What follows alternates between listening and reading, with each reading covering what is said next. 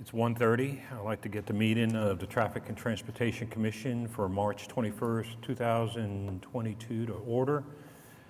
We'll do roll call. Commissioner Varnell. Here. Commissioner Littlefield.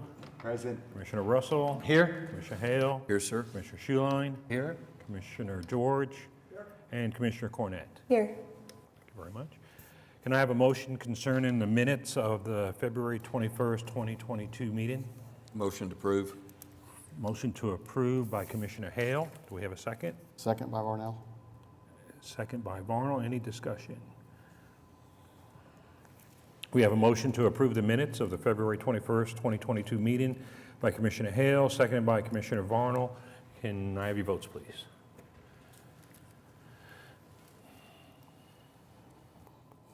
The item is passed. We're all in favor.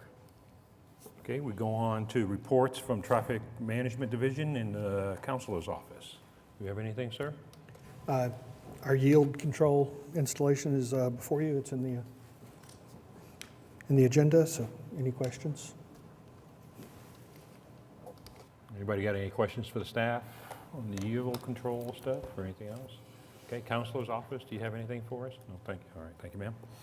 There are no items for the consent docket, so we go to items for individual consideration. Item 5A, Jo Beth Harmon, City of Oklahoma City Council Member, Ward 6, to consider a recommendation to the Oklahoma City Council on an ordinance relating to motor vehicle and traffic, amending Chapter 32 of the Oklahoma City Municipal Code 2020, amending Article 14, bicycles by amending Section 32-478, obedience to traffic control devices.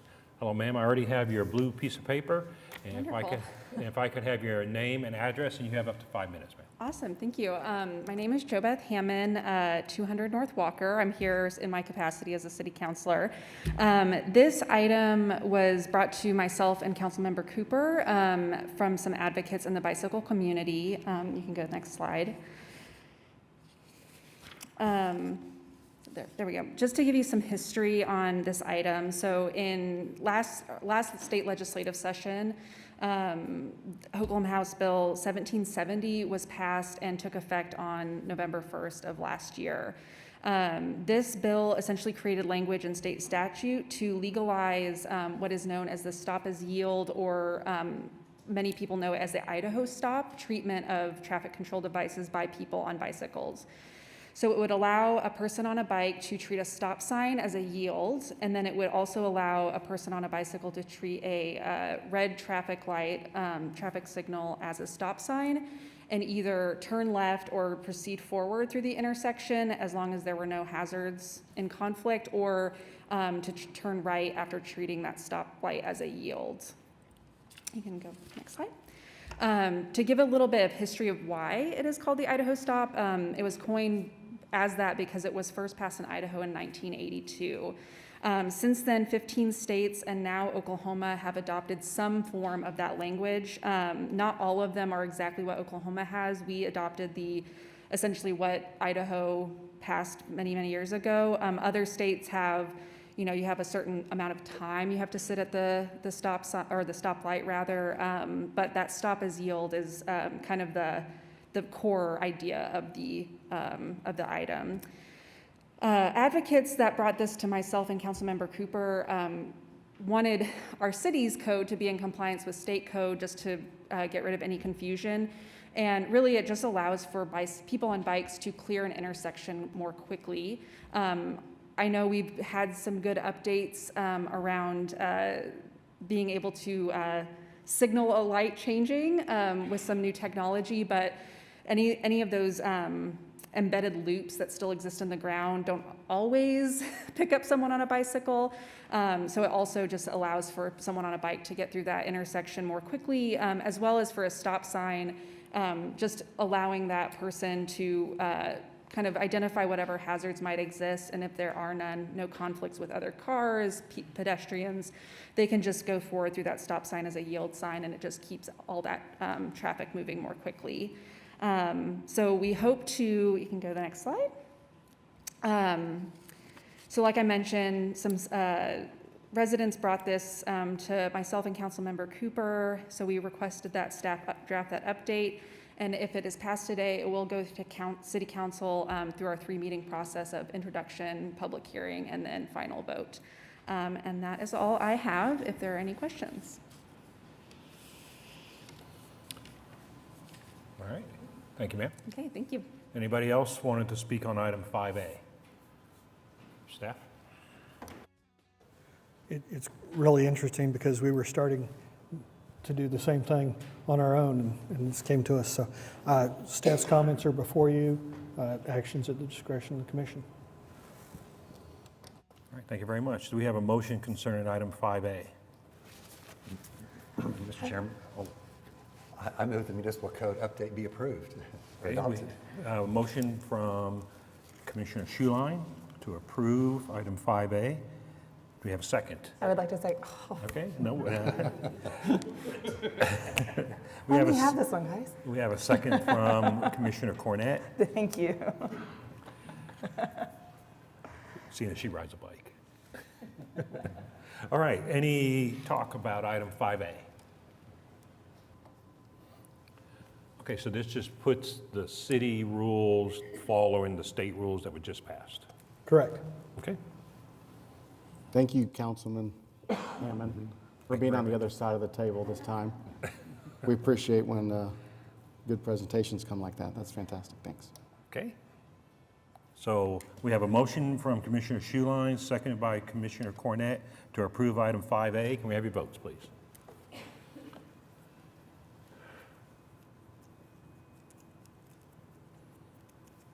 Item is approved. We're all in favor. Thank you, ma'am. Thank you, everybody. Okay, we go on now to item 5B, Cindy Bench, to change the speed limit on West Memorial Road between North Cemetery Road and North Frisco Road from 45 miles per hour to 35 miles per hour. Hello, ma'am. Can I have your name and address, and you'll have up to 5 minutes. Okay. My name is Cindy Bench. I live at 13101 West Memorial Road, Yukon. And I just wanted to mention the first bit before, I have some letters from our neighbors because they couldn't be here because of work and other things. I did notice that there was a traffic counter put out, but unfortunately, they put it during the 2 weeks we had the snowstorm. So no one was traveling, you know, and it's out in the country. So I just want to mention that if it showed that there wasn't much traffic. Now, I will just read just a few of the neighbors that just live on this street. Council members, over the course of 4 years, I have witnessed 3 accidents at the corner of Memorial and Cemetery, all due to speeding and inactive or inattentive drivers.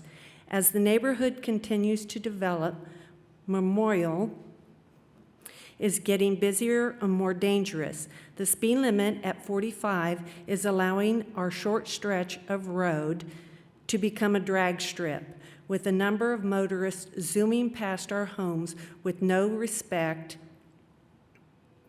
to the law and others. Life in the country is not the same. Reducing the speed limit to 35 will help make our streets safer and will allow us to resume our normal activities like taking evening walks and riding bicycles with our loved ones without concern for our safety. Our family will greatly appreciate your support to make this change to 35. This is the Lamb family. They actually live on the corner, and when he said about the accidents, I've witnessed 2 out of those 3, and it was all because of people running that stop sign on Memorial Road. Cemetery doesn't have a stop. This one is to whom it may concern. My family and I live at 13225 West Memorial Road, and our good neighbor Cindy is representing us at the committee today because we could not make it. We moved here nearly 2 years ago, and the traffic has increased significantly. The traffic doesn't worry me as much as the speed at which the cars race up and down the road. The road is newly paved, which we thank very much, but the newly paved road means people speed in excess of 60 miles per hour down the road. We have many wonderful animals that could get hurt, and kids learning how to drive that could easily get into an accident as cars come over the small hill at high speeds. We also have several neighbors who run and ride bikes along the road throughout the week. It's dangerous for everyone. Please considering lowering and regulating the speed for the safety of all. Okay, the next one. Thank you for Ma'am, speaking. could you say who that one was from, so we have their name for the record? Oh, okay. That one is John Behrens. And he actually lives right next to me. He didn't put his, I don't know what his actual address is. Okay. Thank you for speaking out on our behalf for the speed limit of have our road reduced. We have lived on Memorial Road for 4 years now and have seen speeding of vehicles on our road increase dramatically in the last couple of years. We have 2 children, and this is a huge safety concern for many reasons. We have a daughter driving now, and it's scary to pull out of our driveway with the speeding traffic. Our teen son also drives a UTV, which gets us very scared with the traffic, even though we have a fence that he rides behind. We have lost several pets to speeding drivers that could have been avoided if they were made to drive slower and pay more attention to their surroundings. Myself and my daughter enjoy riding horses in the area, which is part of why we chose to build our house there. There are several horses and cattle on these roads, and it would be next to impossible to avoid livestock that have gotten out on the road at high speeds that we are experiencing. The stretch of road starting westbound Memorial after the two-way stop at Cemetery has become a speedway, and measures need to be taken for all the residents' safety. And this is Sean and Christy Ingram. Okay? And the last one is, to whom it may concern, I have lived on West Memorial Road for 15-plus years. When I moved out here, it was a great, quiet country road with maybe 3 or 4 cars passing by per hour. The speed limit sign said 35, and the sign on Cemetery Road said 45. Cars drove about that speed, but they were also infrequent, and the street felt safe. I didn't worry about taking my kids and dogs for a walk on the road. We do not have sidewalks.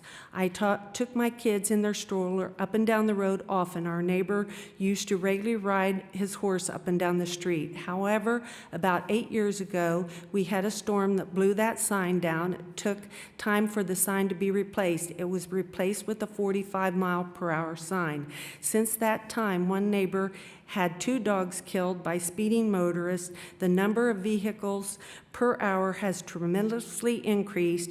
My horseback neighbor doesn't ride down the street anymore, and I no longer feel safe walking on the road. If I decide to walk, I do it in the drainage ditch after 6 p.m. when the number of vehicles decrease.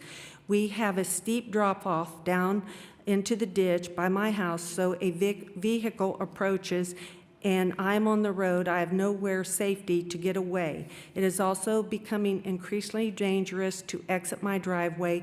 Many vehicles use the 45 mile per hour as a guideline. They go significantly faster. There is a slight hill to the west of my driveway, enough where you cannot see a vehicle come over the side.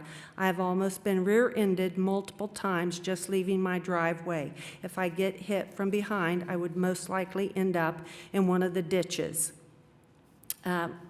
We are a country road, but is quickly becoming a neighborhood. A slower speed limit feels like a small ask when we could be begging for sidewalks, speed bumps, or even a stoplight to get to school safely. Elizabeth Denny. And I just want to add, I think the reason why the traffic is increased, just probably a quarter mile up from my house, they just put in 60 houses on the north side. And now they're also then on the south side, just right across from there. It's called Timber Ridge. They're adding probably another 60 homes. And all those people just they literally lay rubber from the stop sign. We know who some of them are, but, you know, what can you do? And that's all I have to say. All right, thank you very much, ma'am. Do we have anybody else that wants to speak on item 5B? Okay, staff input, please. Staff did put out traffic counters out there. They were out there for over a week. The purpose of the counters is to get a idea of the volume and the peak times so that we could get the most vehicles in our speed study. We got 28 vehicles in our speed study. One vehicle, or 4% of the drivers, were doing 35. The 85th percentile is 49 miles an hour. 61% of the drivers out there were doing 45 or less. So that's actually pretty good adherence to the speed at this point. No crashes that we have recorded to the Department of Public Safety. Action is at the discretion of the commission. All right, thank you very much. Do we have a motion concerning item 5B? I have a motion, but I want to talk about it first. Mrs. Bench, we look at the numbers that Richard just talked about, and we looked at the 85 percentile, and that's our biggest kind of metric to figure out what we should do here. And based on the 85 percentile, 49 miles an hour, which is right in line, it's actually low when we see people trying to lower speed limits. And with the visibility along those roads, I spent a lot of time in that area, and I went out again because it's been about a year since I've been out there, and I'm very familiar with that. Houses to the north end of the road, they're just now finishing up, and then the new addition going on the south side, which is 200 or 300 lots, if I'm correct. There's a lot more traffic out there, but you're really asking us to lower the speed limit to make almost everybody lawbreakers. And with that reason, I can't support something like this, and that's why my motion is to disapprove this request. Okay, we have a motion to disapprove item 5B from Commissioner Varnell. Do we have a second?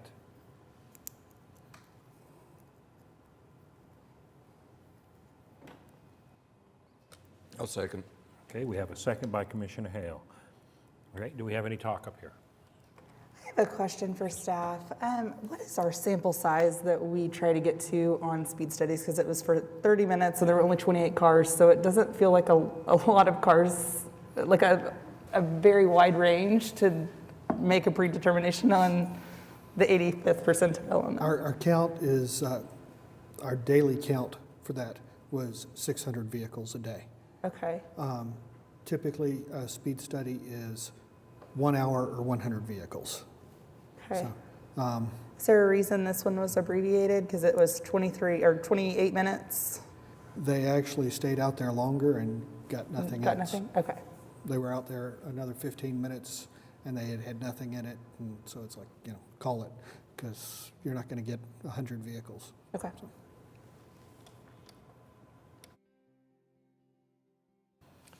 Okay, anybody else wanted to talk about item 5B? I guess the only thing I might say would be, I look at the numbers, and the numbers say it should be 45. I mean, we should not lower it. But I see the pictures of the homes on this country road that's building up out there, and,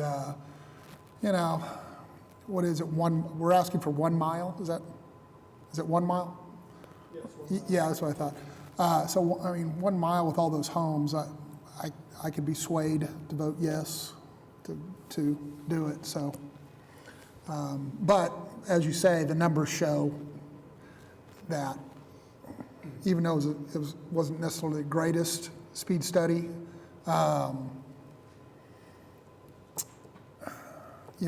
when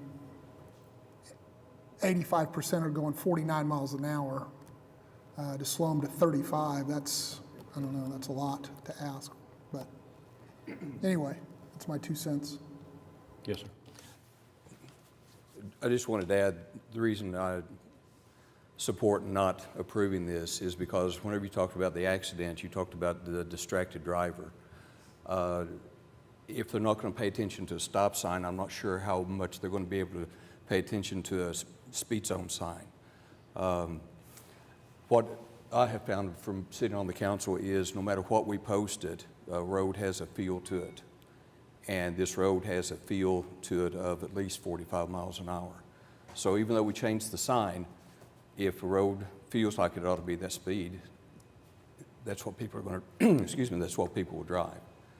So I agree with the other commissioners that to take this road that feels like it ought to be 45 and to lower it to 35, we're going to have a lot of people breaking the law that shouldn't be. Thank you. One thing that I noticed from these photos is that it doesn't look like the road is marked at all. It doesn't have any paint on it. And so it does look just like a straightaway. I mean, you don't have any kind of lane delineation. And is that something that city can just prioritize, getting some paint on the streets to make sure that it's not just a Typically, as part of the resurfacing, they're supposed to go back in and Okay. stripe it. So I don't know exactly when it was resurfaced, but we'll get Okay, service. great, requests for thank that. you.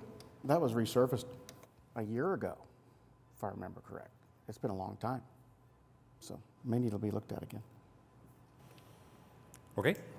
Anybody else want to talk about item 5B?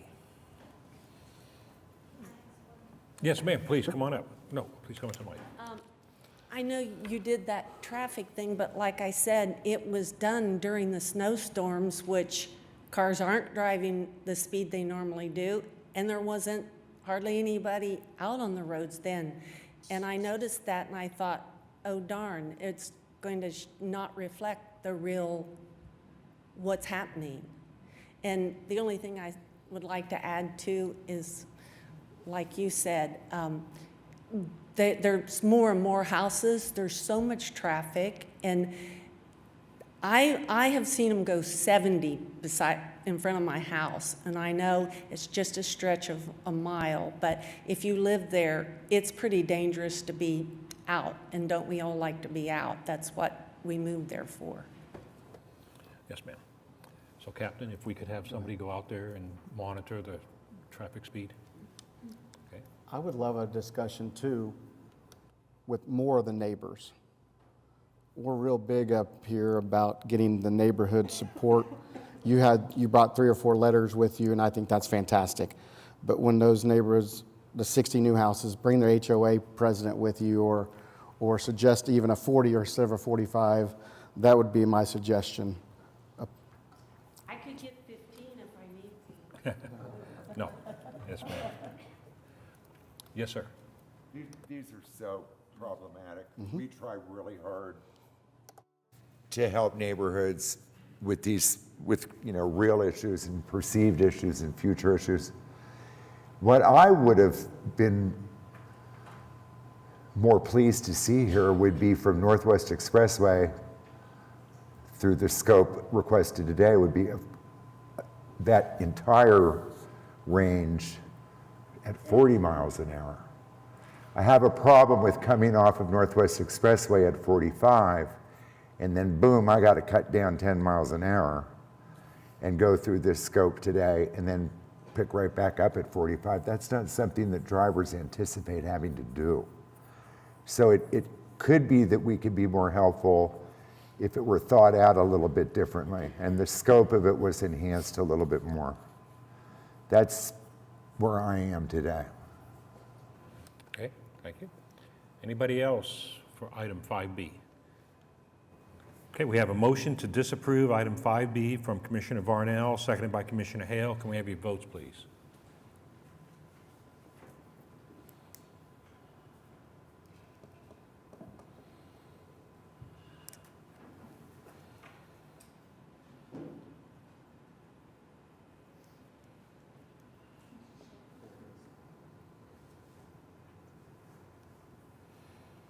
Okay, the motion has passed, but the item has been disapproved. So what we're going to do is we're going to see if we can get the city to get out there and get it marked, both the white and the yellow, and that might narrow the road a little bit to slow people down a bit. And then you're going to go out there and have some people look and see if we can help to slow them down that way. And then you're going to think about in the future, once some more of the houses get built to the south and traffic gets even worse, maybe extending that request a little bit longer and make it 40 the whole way. That might help. Okay? Sound good? Is that what we talked about? All right, thank you.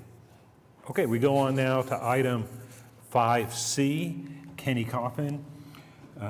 No vehicles in excess of 2 axis restriction on North Richland Road between Northwest 23rd Street and Northwest 36th Street, US Highway 66. Hi, sir, if I can have your name and address, and you'll have up to 5 minutes. Hello, my name is Kenny Coffin. I live at 2601 North Richland Road in Yukon.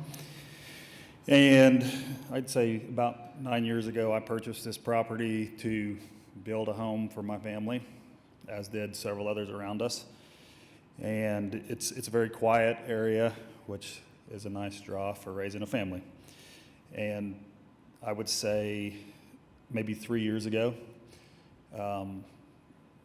gratefully, the bridge down the road on this little road in front of us was replaced. And it's a very nice structure.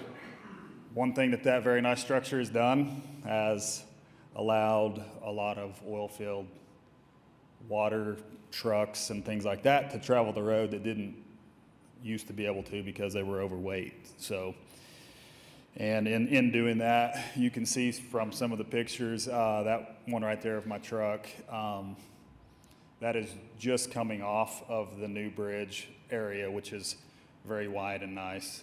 So you can see like right there in that first curve, which is where that car is at also.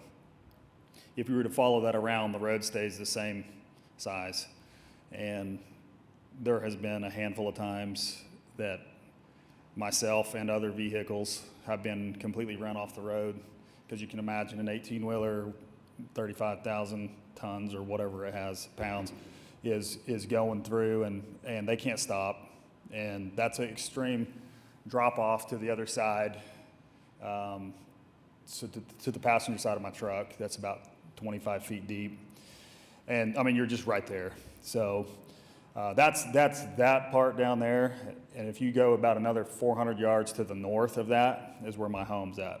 So coming out of that, what is happening is there will be 2 vehicles meeting, and they're going at least 35. Let's say they're going 35 on this little road. And one of them has to take the ditch. Well, the only ditch that they can take is my yard.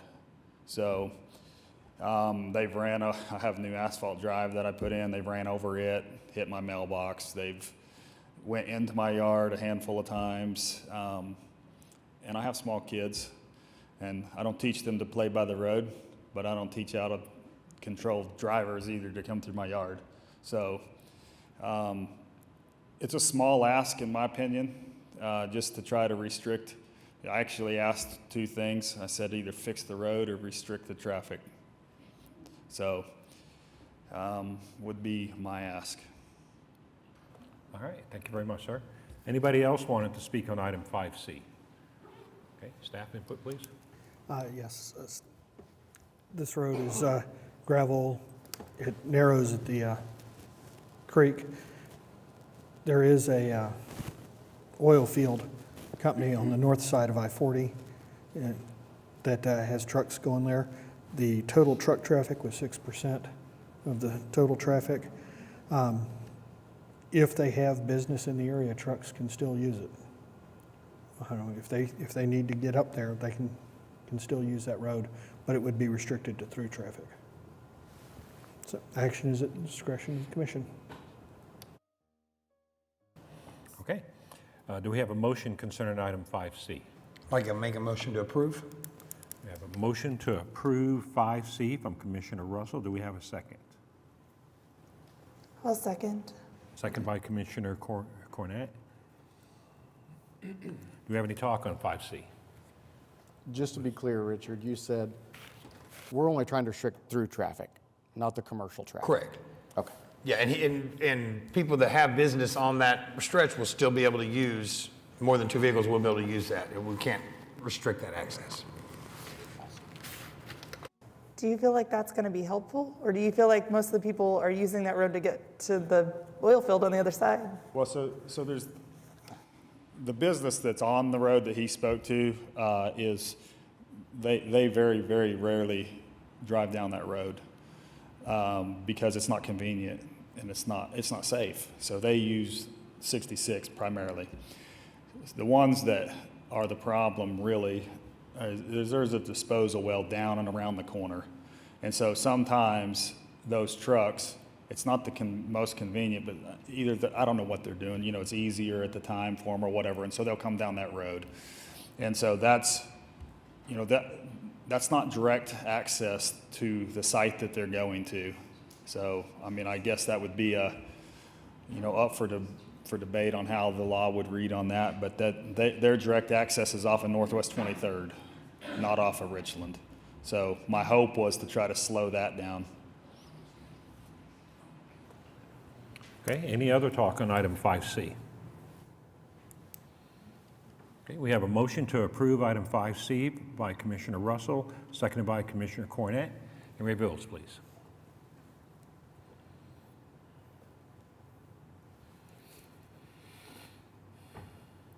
Item has passed with all in favor. Thank you. Okay, we go on now to item 5D, Central Oklahoma Transportation and Parking Authority.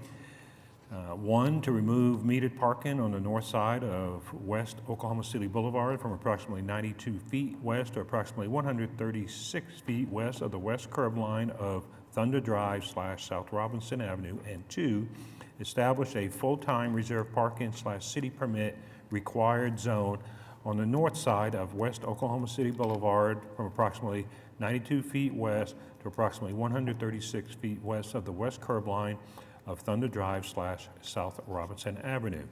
Hi, sir, if I could have your name, address, we already have a piece of paper on you, and you have up to 5 minutes. Yep. Jesse Rush, Assistant Director for Embark. Address is 2000 South May. Maybe next time I can make that first part a little bit longer, right? It's good to see the commission. Right, so perfect example of the request here. So we are requesting the very first 2 parking stalls just west of the handicap stall be reserved parking. The main reason for the request is that when we initially started the OKC streetcar, stop 5, which is right here next to these parking stalls, this is where we would do our operator trade-outs, right? So we would, someone leaving the storage and maintenance facility would come up there and we'd do operator change-outs, so exhaustion and things like that.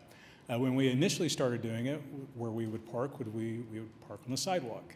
And clearly that's not best practices. So we were trying to get out of the sidewalk, and so we then started parking on OKC Boulevard.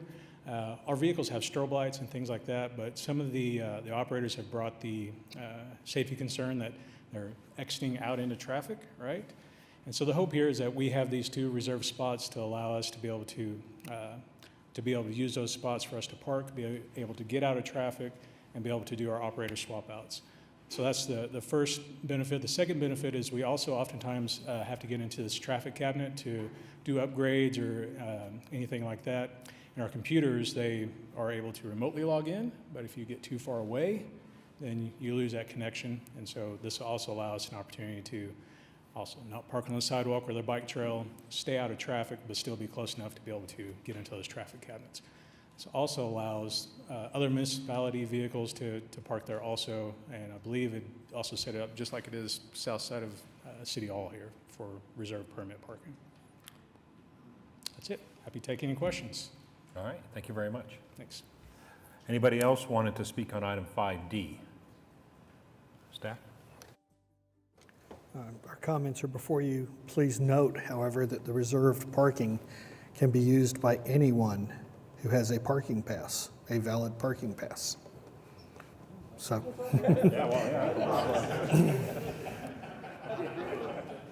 So, actions at the discretion of the commission.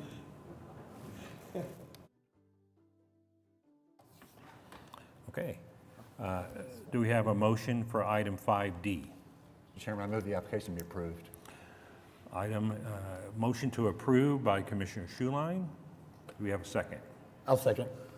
Who was the Ms. second? Russell. Russell, there you go. Second by Commissioner Russell. Any discussion?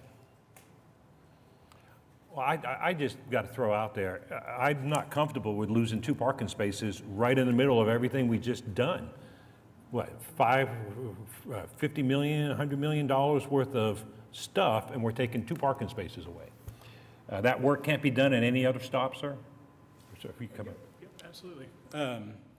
So the idea is that because it's at stop 5, we have the dual track there, so we're able to do the cars to be able to, street cars to be able to get around each other. So that's why we typically use stop 5 for those operator trade outs. There's other locations on the alignment where we also do that, specifically at Dewey, up on the north side of the alignment. This is one of our best places to do this because it's closest to the storage and maintenance facilities, literally just a few blocks away, I guess maybe 7 or 8 blocks away. And so we're able to quickly be able to do those operator trade outs. Yep. I understand your concern though. Well, now, didn't we just open up that little road right in front of Sizatel Park? Is there any parking there? Is it Harvey? Yeah, Is there's there any parallel parking available there? There is, yep. And is it the same kind of parking, is metered parking all along Harvey, that little half a block stretch, maybe? Yep. And we took some spots a couple meetings ago right across the street for the restaurant loading area. Well, we did that for the restaurant, for loading, to make a loading dock.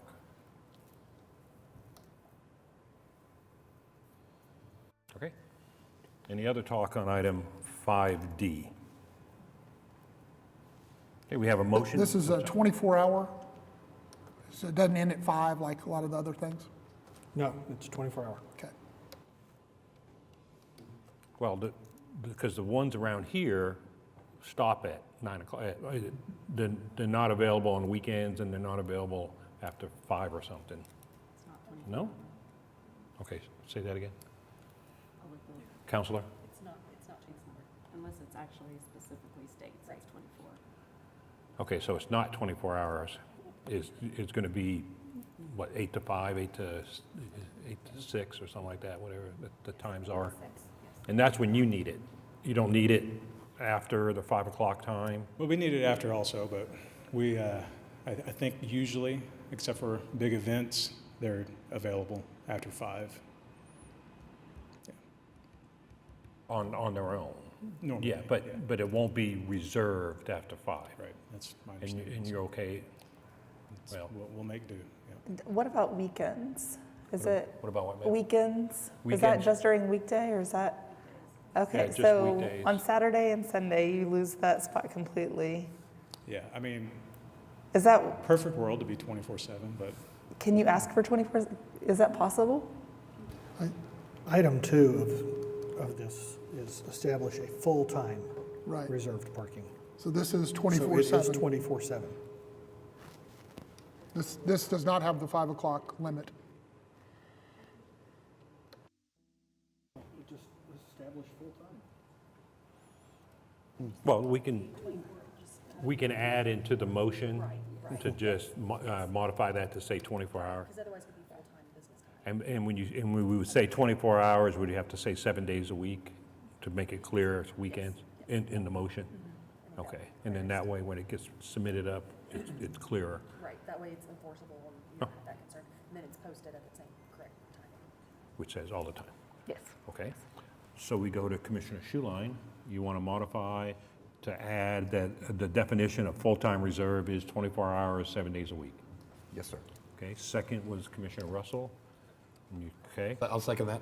okay, so there is a modification. I So thought just you all were getting ready to take that off. I'd be more in favor of taking it off. I Right. mean, that's a heck of a block of time for what they're asking. The reason you're asking for that, you still have a huge block of time to get things done. okay. Except I think they use it, the people driving the trains park there maybe when they get on and they drive, they work their 8 hours or whatever it is. Yep. Well, so we do operator trade outs oftentimes every hour, Oh. just to try to keep, because if you're So they're not just driving parking around- there. I'm sorry? They don't park there. They No, park we're- somewhere else. We're and there for you like drive maybe them up. 3 or 4 minutes. Oh, okay. Well, So But you you- actually change operators pretty often. Yeah. right. Yeah, the idea is to try to cut down on exhaustion if you're constantly driving around in a circle all day Right.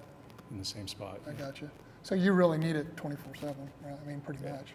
Best practices I would be mean, 24/7. The time anyone's on that is the weekend. It's when the trains have people on them during the weekends, so you really are trading out then, I would assume. I'm sorry, I didn't. You need weekends. Yes, absolutely. I mean, that's yeah, your busy time. Absolutely. Right. Yep. Okay. Does item 2 of D, is there signage that says 24 hours compared to not? Right, that's what the counselor is saying, is by clarifying full-time, it would have to be marked, and that way they would know also. Okay. But then we go to Commissioner Hale. Did you want to talk a little bit more about your concern about it being 24 hours and 7 days a week? It just seems like, to your point, of losing those parking spots. I mean, I just felt like to have it Can it, 5 days a week. But, I mean, if that's what you need, if that's what these parking spots call for, I mean, we can go ahead and do that and approve it, but it just seems like, once again, to your point, we've given up 2 pretty valuable parking spots. Well, so then, the point, just to get it clear and on record, there's really no other spot to change out the drivers? And I know you like to do it at spot 5. so, no, like, there's several other spots that we currently do trade out drivers also, but this spot is the most convenient, quickest, easiest way for us to do it. Yeah, Because it has the double track, yep, exactly, and it also has that station that if you have to access. exactly, yep. And we also, this is also the location where we take our security officers that ride my head's thinking BRT, that ride the streetcar. They also, this is where they go also to board the streetcars. Okay. Any other talk on item 5D?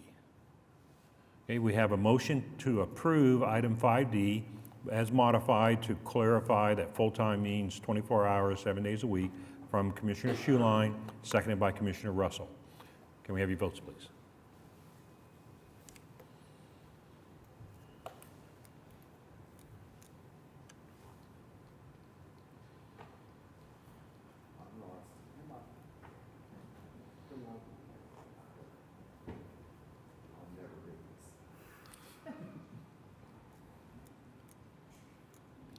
Okay, item has passed. Would all in favor?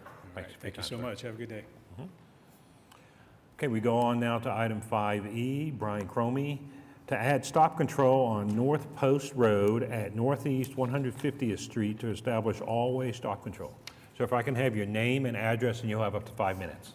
Okay, my name is Brian Cromie. I live at 14716 Cascade. I live in the, I'm here today with Jeannie Wright. She's president of our homeowners association, and the neighborhood feels like our neighborhood is located at the southeast corner of North Post Road and 150th Street. We are proposing a change in the traffic signage.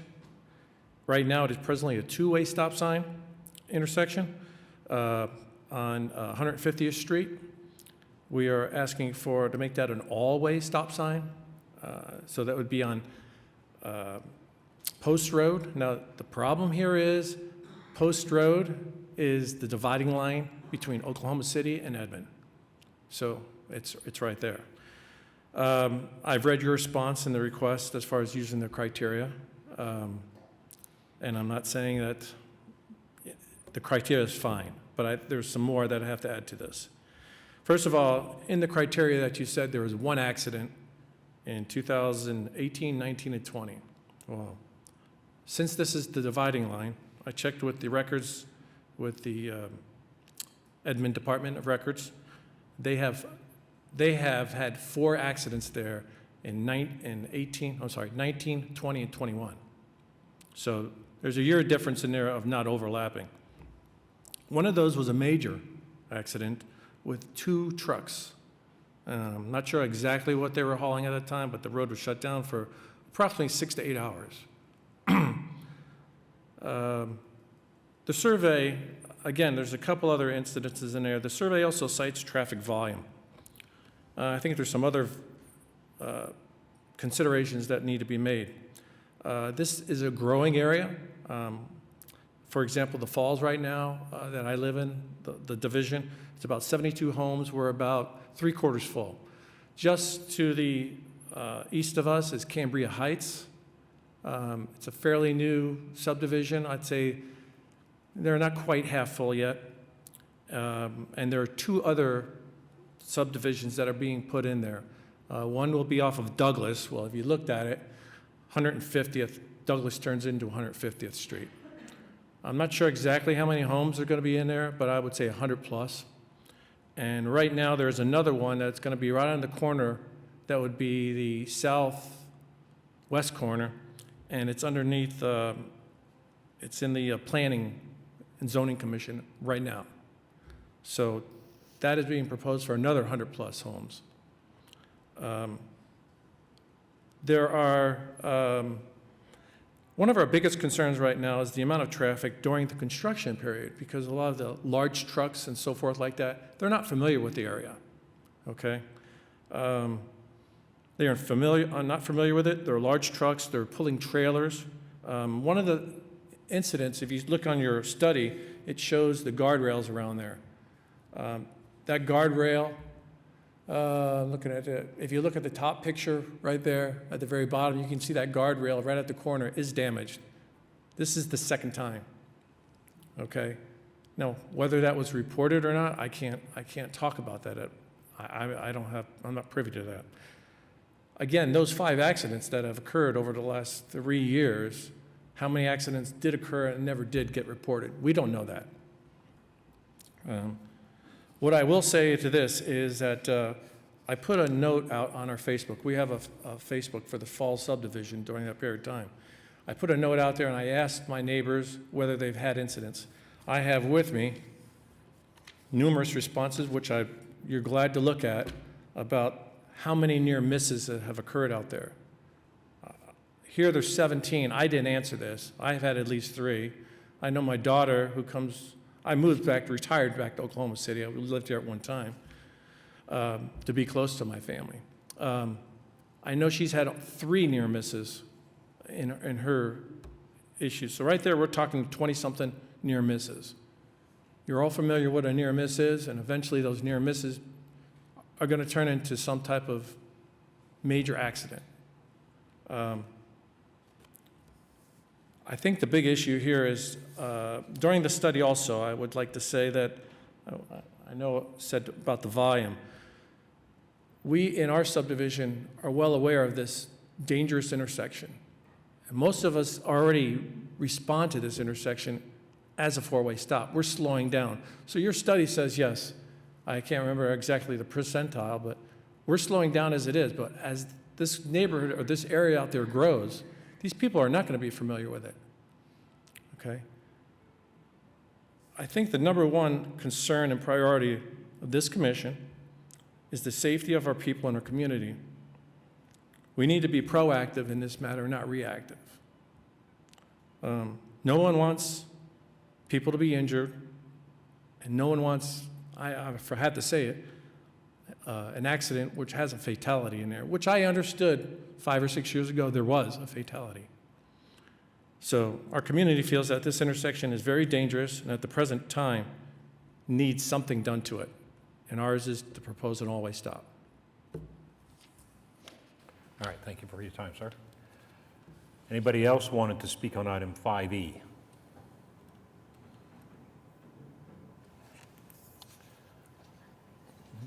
So, ma'am, if I could have your name and address, you'll have up to 5 minutes, and when you're done, please fill out one of these forms. All right. Thank My you. name is Janie Wright. I live at 14600 Cascade Drive in an area called the Falls. In regards to this intersection, other nearby within a mile intersections also have a 4-way stop. That's not a guarantee that there won't be an accident, but it certainly provides a limitation and impediment to people that go barreling down the road. With the increased activity of more homes in the area and more drivers as well, we really feel strongly and hope you will consider the installation of 2 additional signs to make this a 4-way stop. We're not debating the speed limit. It seems to be appropriate. But as Brian did reference, slowing down for those of us that are familiar or live right in the area to approach that intersection doesn't prevent in the fact that we've all experienced near misses. Before we have a fatal accident, I'd like to encourage you, as Brian did, to be proactive and not wait for the unimaginable to happen. So thank you for your consideration. Yes, ma'am. Okay, anybody else wanted to speak on item 5E? Okay, staff, your inputs, please. It was stated that the report shows that we had no accidents. Our accident history comes from the Department of Public Safety. As I understand it, Oklahoma City Police, their reports go immediately to the DPS, to the computer system that they have. I'm not sure what happens with admins, but that's where we get our reports, is from public safety. The intersection does not meet the MUTCD warrants. However, this is a rural intersection. It is expected to be a four-way stop, and so it's not going to be something that would violate driver expectations. Actions at your discretion. Okay, sir, did you have some more input? Yes, I didn't bring those along, but I do have the records, the accident report records from Edmond Record Department. I've already told Mary I will forward those on to her. All right, thank you. Okay, do we have a motion concerning item 5E? I'll motion to accept the. We have a motion from Commissioner Cornett to approve item 5E. Do we have a second? Second. We have a second by Commissioner Littlefield. I have a quick question. Yes, Can we ma'am. put a stop sign in City of Edmond city limits? Actually, we've already talked with Tom Minnick at City of Edmond, And it's okay. if this gets approved, then they'll Okay. work with us on that. Just wanted to make sure we were within our purview.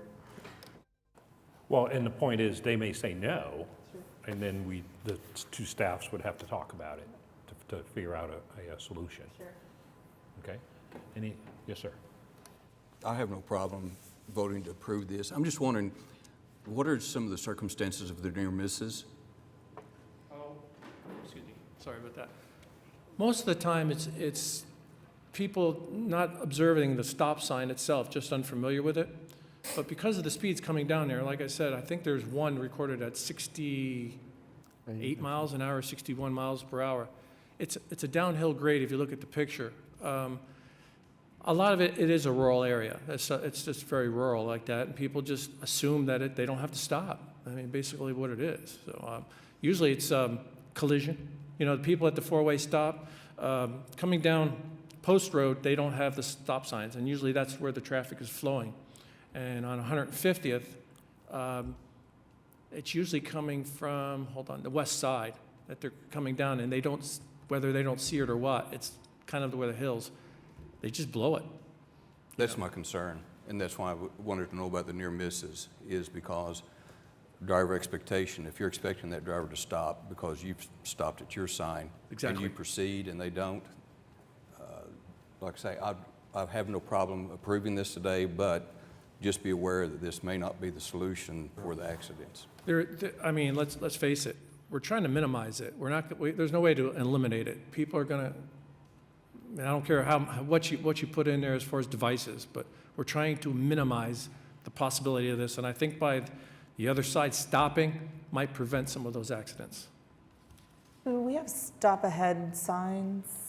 Stop ahead signs will be included. Great, perfect. With the new plaque and. Can we make them on the other way as well, the stop signs that they're currently going through on 150th? I believe they are, but we'll make sure. Perfect, thank you. Did you hear that? I can't understand. No, It's so yeah, that's fine. here. If the new stop signs get approved, they will also put a warning sign of stop ahead. And then what she brought up was especially going eastbound, coming from the west, coming down that hill, to ensure there's one there, if there isn't one already there. There is not. I can assure you that. I just drove it. My wife and I just drove it 2 days ago. Which would help that concern that you have of the near misses. Huge. Hey, by the way, don't forget, even though it's been there forever, there's still a stop ahead. Okay. I would agree 100% with that. Okay, good. I just wanted to throw out there, even though it doesn't meet the standard for the amount of vehicles, the percentage coming into the intersection seems close enough. You know, usually. Both sides have equal. Yeah, usually you equal want to coming get that in. 80-20, or the 80% coming in to the main number, and that's pretty close. And if the area is just going to keep growing, then the total number will just keep going up. Okay. All right, so any other talk on item 5E? Okay, we have a motion to approve item 5E from Commissioner Cornett, seconded by Commissioner Littlefield. Can we have your votes, please?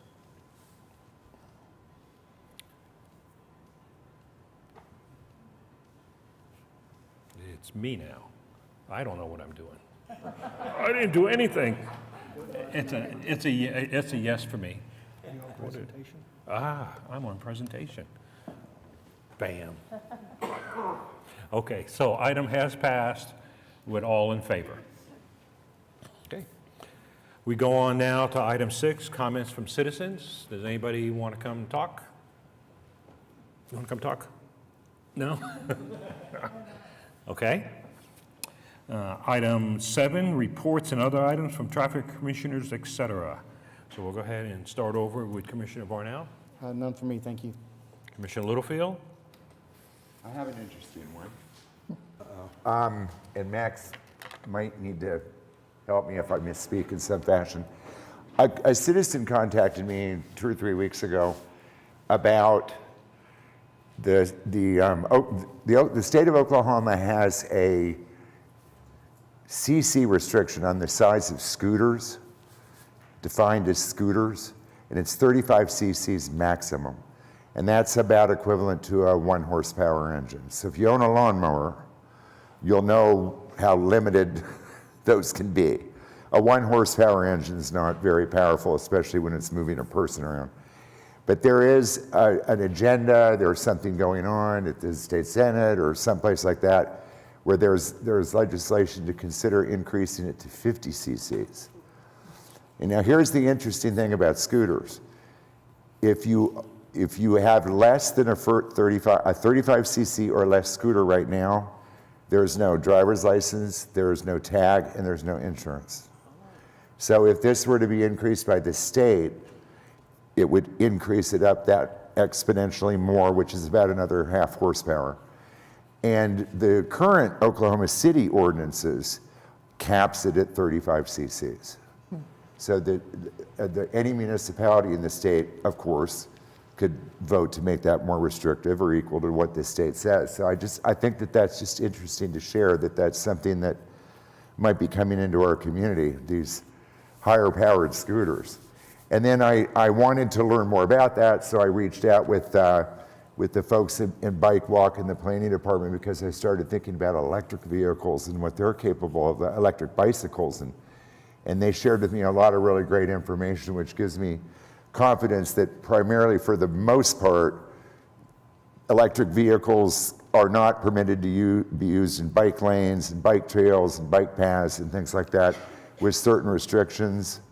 If it's an electric vehicle and you're actually pedaling it, then of course you're exempt from something like that. And scooters by no means are permitted. Motorized vehicles are by no means permitted on any of our bike facilities. But I just thought that that was an interesting thing.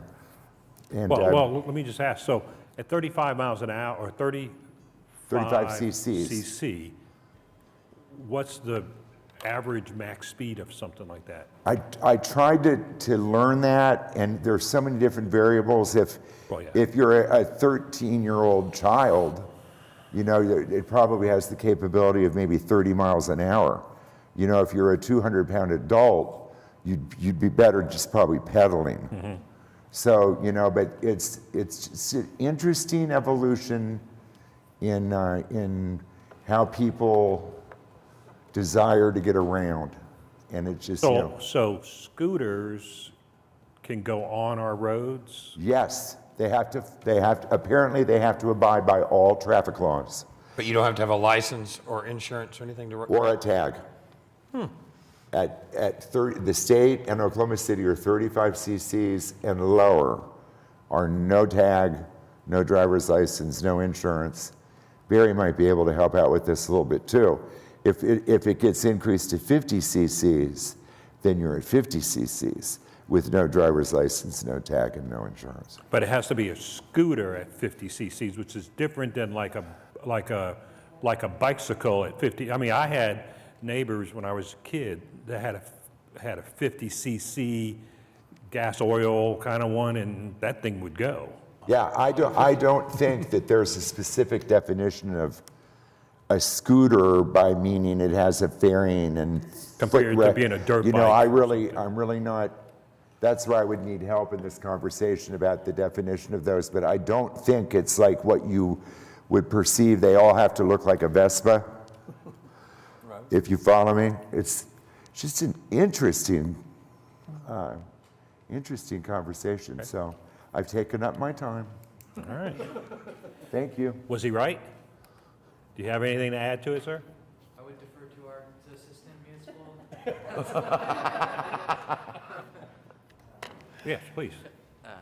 Yeah, I think that's right. And you reached out to us recently, and I confirmed, you know, with the Parks Department that no gas-powered vehicles are allowed on trails, and 2 classes of the 3 classes of e-bikes are allowed on trails now with a semi-recent ordinance passed through Parks Commission and I believe City Council. So, Do you mind taking a minute and explaining to us what those 3 classes are as easily as possible? I'm afraid I might misspeak on it. It's not right at the top of my head, but essentially the 3 classes, the first class I think is pedal assist. You pedal and you get some electric assistance, and then the 2 classes I can't remember exactly, but they get faster in speed. I know that. So I think once we talk about getting a little bit faster and faster in speed, that's where there was concern about allowing that on our trail system. So those little scooter bikes that you can rent with your app? I'm sorry? Those little... Lime scooters and those other ones? Yeah. I believe those are allowed on trails as well. I mean, I Right, have to those check would be on the that to level 2s. confirm. What I remembered, I thought, was those would be allowed on trails. Yeah, we'd I have to believe look. so, but yeah, I would want to check and make sure. And then there's another class of powered, of a electrical power, battery powered. Right. That's even higher than those. That's for sure is not allowed. Correct. Okay. I believe. That's good. Again, it's not on the top of my head right now, but. Did very well. But it's something to be concerned about if the state comes down and says it's now 50. Yeah. Then we need to look at the impact of just regular road driving. I doubt you'd find me on either one of those CCs. Up the street. All right. Well, thank you for your time. Thanks, Max. Okay, Commissioner Russell. I have nothing. Commissioner Hale. Nothing, sir. Commissioner Schuline. Nothing, sir. Thank you. Commissioner George. Nothing. Commissioner Cornett. Yeah. 30 days I've been waiting. I've been waiting. He's got notes written down. I know. Do not forget. Well, I just kind of wanted to say that Commissioner Schuline and potentially Commissioner Littlefield and I are going to be attending the Congress for the New Urbanism. It's a conference that is in town. It's an international conference that starts actually tomorrow night and will be going through Saturday here in Oklahoma City. There's a group of us that's putting it on, but there are about 1,000 people coming that are all urbanism focused that are coming to Oklahoma City, and Stuart's coming, Mary's coming, Eric Winger will be there. So we're going to have a really good contingency of people who are learning about where we can take this, and there's a lot of transportation sessions that I plan on attending. I'm excited. Well, you know, we've been doing this for 15 years, trying to figure out what is the correct way to do urban. Sure. You know, when we had all the one-way streets that were 2-lane, and we went down to 2-way streets that were 1 lane, and now the bikes and all that. So a lot of work has been done. Hopefully we're on the right path, and we'll see if that gets validated. Yeah, we'll see. As the 1,000 people walk around the urban area, and they'll provide you counsel of See what their they feelings. tweet. Anything else, ma'am? No, thank you. You sure? I appreciate No. the time. Okay, Captain, you have some input, don't you? A little bit of input. So we were asked to have some directed enforcement on Cemetery Road between 29th and 59th Street. During the time, we've spent about 16 hours out there and wrote about 17 hazardous citations. Most of the citations were around the 15 mile per hour over rate. And then we did have a couple, one was at 93 and one was at 86. So of course it does seem to be an issue during the early to late evening times, but just wanted to give you some feedback on that. The other area that we were asked to provide enforcement was the new stop sign at 63rd and Douglas. So within about 10 hours of time, they wrote 15 citations. They could have written them all day long. Their concern is that people are not stopping, even braking at that intersection, as I kind of was, I was concerned for that myself. So they are asking if there was any way we could have like the lighted stop sign out there that flashes to bring more attention to it. Something needs to be done. They were really concerned about that stop sign causing an accident when they were hoping that it would prevent one. And so that is our feedback. Okay, staff, on that issue about what we can do to make it brighter or more visible to say stop, please? We're going to go out and make sure that we have our stop ahead signs, our new plaques, the flags that we tend to put on them. As for getting a flashing stop sign, we'll look into it, see what we can do. Okay. Anything else, ma'am? No, sir. Okay. Counselor? There we go. Sorry about that. Thank y'all for following up with that. And then just in case anybody is able to also attend, just if you do find yourself in a majority or quorum, so to speak, at the event, just be cognizant of Traffic Commission business being during open meetings only. Other than that, I hope you have a great time and a wonderful event. Thank you. All right. Staff, any final comments? No, sir. Okay. Does anybody else have anything for the Traffic and Transportation Commission?